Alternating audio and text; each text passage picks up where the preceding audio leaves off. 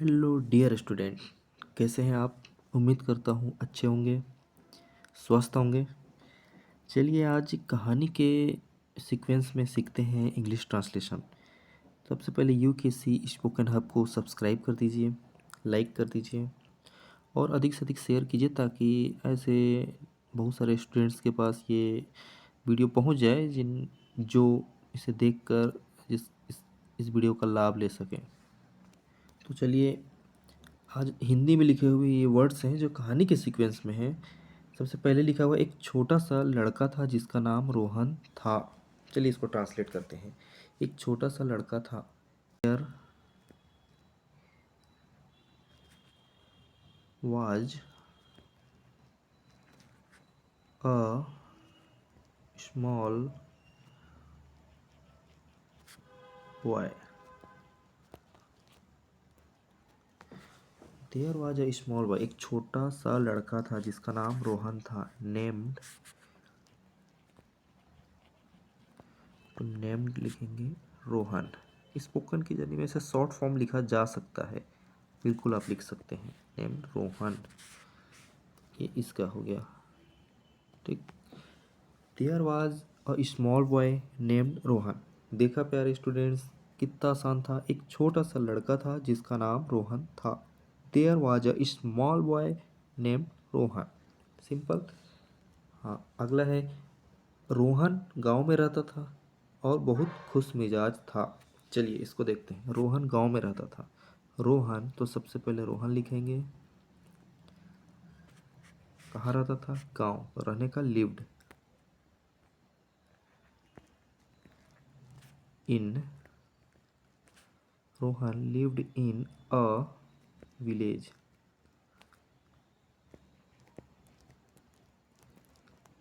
Village और बहुत खुश मिजाज था।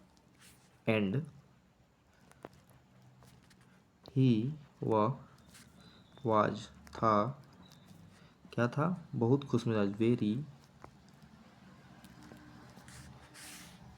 वेरी, हाँ जस्ट नीचे लिखता हूँ चीयरफुल। चीयरफुल।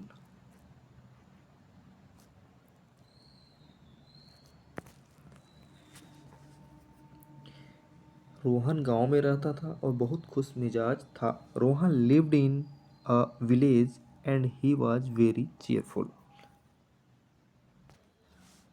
देखा कितना आसानी से हमने दो सेंटेंस को एक कहानी के सीक्वेंस में ट्रांसलेट कर लिया। एक बार मैं आपको रिपीट कर देता हूँ। एक छोटा सा लड़का था जिसका नाम रोहन था। There was a small boy named Rohan. Rohan गांव में रहता था और बहुत खुश मिजाज था। Rohan lived in a village and he was very cheerful. अगला है लेकिन उसकी इंग्लिश कमज़ोर थी और वह हमेशा डर जाता था जब कोई इंग्लिश में बात करता था। चलिए इसको ट्रांसलेट करके देखते हैं। लेकिन बट उसकी हिज इंग्लिश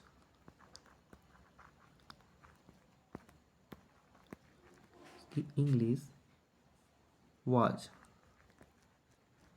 वीक। कमज़ोर, कमज़ोर को वीक बोलते हैं। But his English was weak, लेकिन उसकी इंग्लिश कमज़ोर थी और वह हमेशा डर जाता था। इतना का इंग्लिश बनाते हैं। एंड ही ऑलवेज, हमेशा, हमेशा का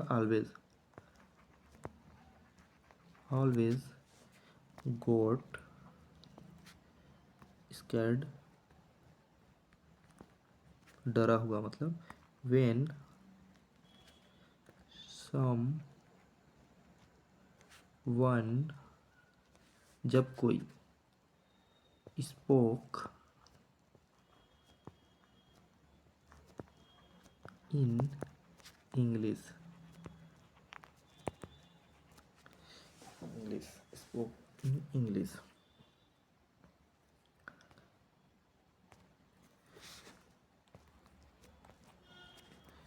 स्पोक इन इंग्लिश, लेकिन उसकी इंग्लिश कमज़ोर थी, but his English was weak, और वह हमेशा डर जाता था, and he always got scared जब कोई इंग्लिश में बात करता था, when someone spoke in English. देखा कितना आसान था।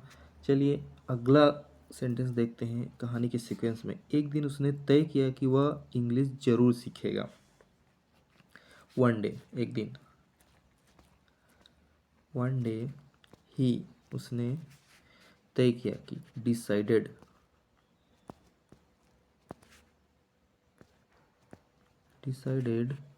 दैट ही वह would definitely learn English.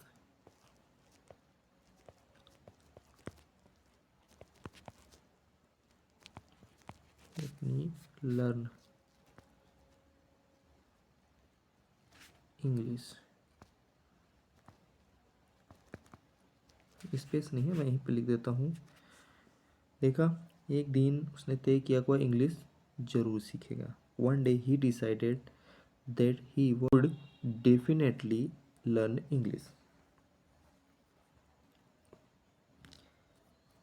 अगला है, उसी समय गांव में एक नए शिक्षक आए जिनका नाम अरविंद सर था। इसके ऊपर मैं इसको लिखता हूँ, eight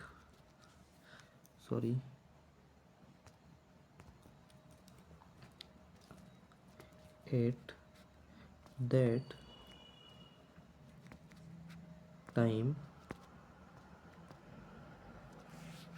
a new teacher come to the village.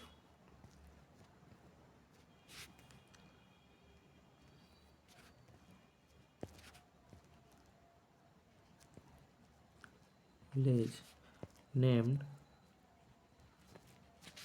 Arvind sir. इस समय गांव में एक नए शिक्षक आए जिनका नाम अरविंद सर था। At that time a new teacher come to the village named Arvind sir. Okay, तो आज का ये 5 सेंटेंस था जिसको हमने ईजिली ट्रांसलेट किया।